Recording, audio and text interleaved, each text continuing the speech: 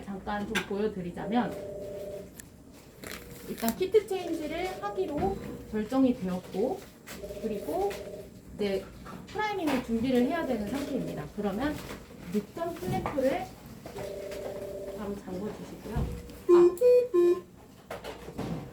그 전에 이 안쪽에 보시면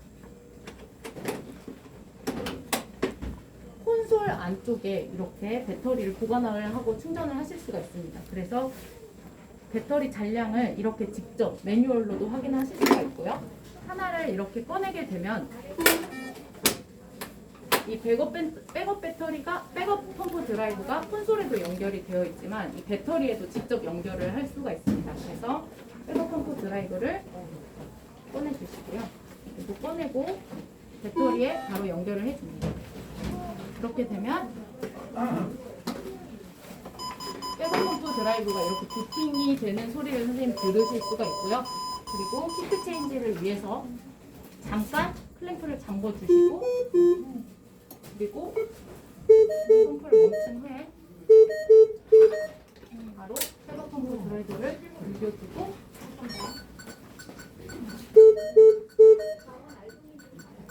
RPM을 올려주시고 클램프를 푸시게 되면 환자의 플로우가 나오는 것을 보실 수가 있습니다. 그래서 이 백업 펌프 드라이브로 사용을 하고 있기 때문에 RPM은 이 뒤쪽에 하드키로 조작을 하고 RPM은 이 LED 창을 통해서 모니터링이 가능하고요. 그리고 플로우는 현재 센서 박스를 통해서 리딩이 되고 있기 때문에 플로우는 콘솔에 있는 플로우를 모니터를 하시면 되겠습니다. 그래서 이 상태로 이제 환자의 키트 체크를 하려면 이 새로운 키트를 프라이밍을 해야 하기 때문에 이 상태로 이 백업 펌프 드라이브를 분리가 가능합니다. 그래서 이대로 분리하고 이쪽은 환자한테 연결이 되어 있을 테니까 이 상태로 멤브레인 런과 펌프 드라이브는 환자 쪽으로 가까이 두시고 케이블도 모두 분리를 해서 처음부터 프라이밍을 하면은 장비가 여유가 없을 때에도 프라이밍을 준비를 하실 수가 있습니다. 그리고 제가 그러면 다시 메인 펌프 드라이브로 옮겨보도록 하겠습니다.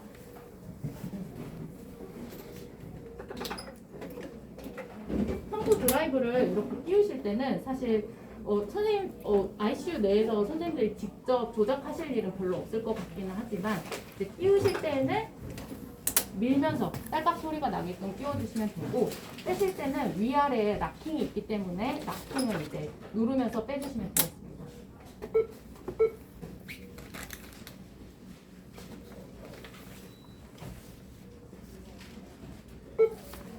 그리고 이제 다음으로 말씀을 드릴 게 저희가 이제 CT 검사 같은 거를 가실 수가 있어요. 그리고 트롤리 채로 이동도 하실 수가 있는데요.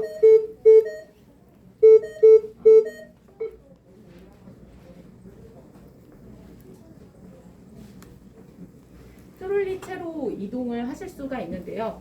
트롤리 채로 이동을 하실 때는 뒤쪽에 보시면 이렇게 O2 탱크 거리가 있습니다. 그래서 O2 탱크 거리에다가 O2 탱크를 걸어둔 상태로 이대로 이동도 가능한데, 이제 예를 들어서 이 트롤리가 들어가기 협소한 경우나 그리고 이제 CT 촬영처럼 그 의료진이 조금 더 환자한테서 멀리 떨어져야 그런 것들이 가능한 경우에는 이 멤브레인 런과 메인 펌프 드라이브를 홀딩하고 있는 이 홀더를 컴팩트 홀더라고 하는데, 이 홀더 자체를 분리를 해서 이 뒤쪽으로 연결을 해서 콘솔만 떼서 환자를 이동을 할 수가 있습니다. 그걸 잠깐 제가 보여드리도록 하겠습니다.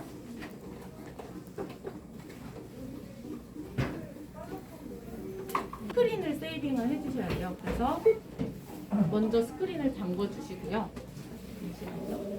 이게 제가 선택하는 것보다 알람을 먼저 해드릴게요.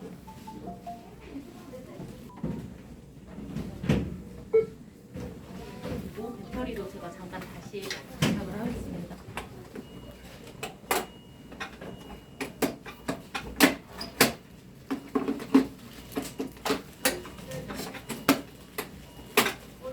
먼저 일단 이렇게 스크린을 잠궈 주시고요. 그리고 백업 백업 펌프 드라이브는 언제나 함께 챙겨가야 하기 때문에 챙겨주시면 되고요. 그리고 이 메인 펌프 전원, 메인 벽 전원을 이제 제거를 해줍니다. 그리고 센서 박스는 저희가 이렇게 이동을 할 때를 대비해서 항상 이렇게 길게 유지가 되어 있거든요. 길게 제작이 되어 있는데 평소에는 이렇게 감아두고 사용을 하시다가 이제 이동을 하실 때는 센서 박스 케이블을 이렇게 풀어주시고요. 그리고 이 아래쪽에 보면은 핀이 있습니다. 그래서 핀을 제거를 해주시고, 그리고 뒤쪽으로 쭉 잡아당기면 핀솔이 제거가 됩니다. 그리고 상태에서 이 아래쪽에 선생님 보시면은 노란색 나사가 있습니다. 그래서 이 나사를 풀어주시면 컴팩트 홀더 자체가 여기에서 분리가 가능합니다. 그래서 분리를 해주시고, 홈이 있습니다. 이 홈에 맞춰서, 홈과 이 거리에 맞춰서 걸어주시면 돼요. 그래서 홈을 맞추고 거리를 맞춰서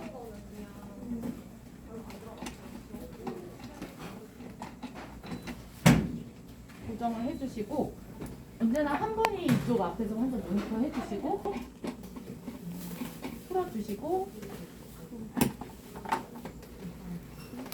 다시 여기에다가 모니터를 해줄 거라서 장착을 해주시면 됩니다.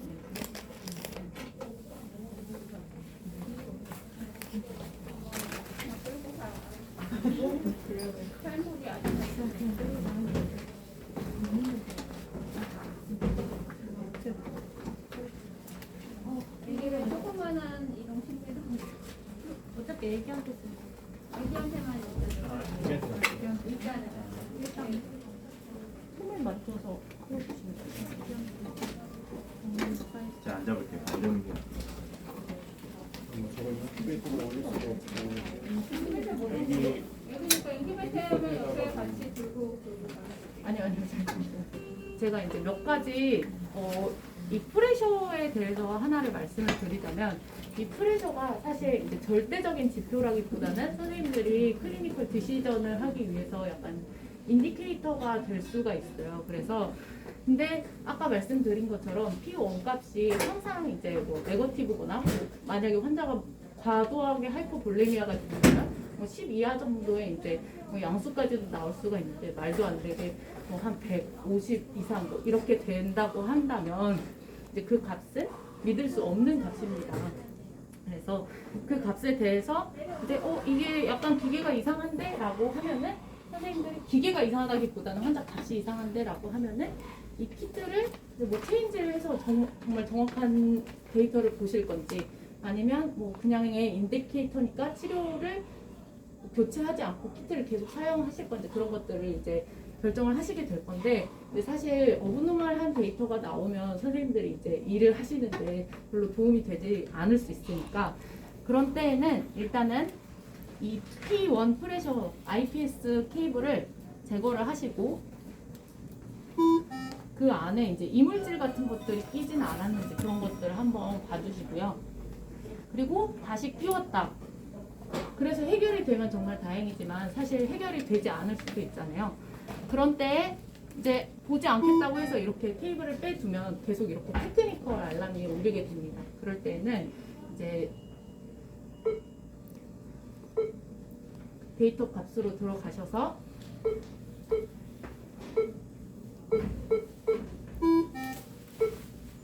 알람을 리셋을 해주시면 테크니컬 알람이 해제가 되는 것을 보실 수가 있습니다.